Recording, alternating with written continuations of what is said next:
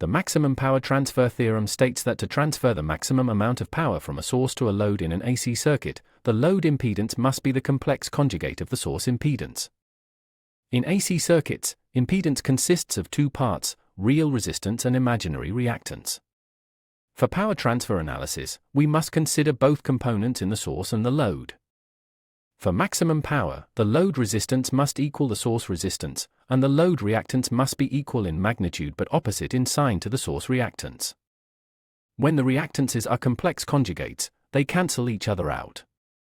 This means the total reactance of the circuit becomes zero, making the circuit purely resistive at the resonant frequency.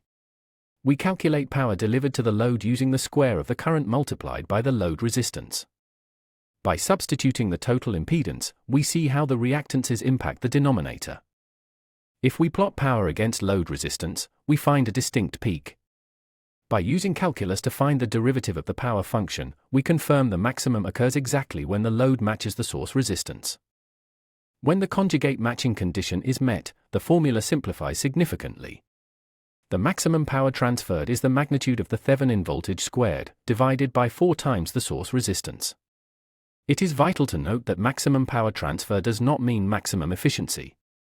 At the point of maximum power, the efficiency is only 50%, as half the energy is dissipated within the source itself. Let's look at an example.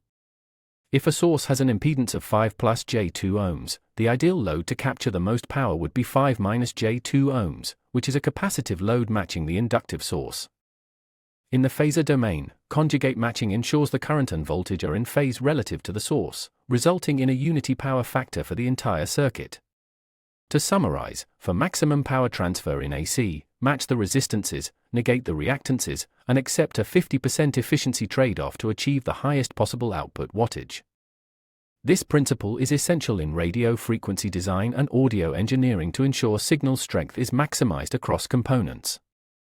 Thank you for watching this technical overview, generated by Vision Solve AI.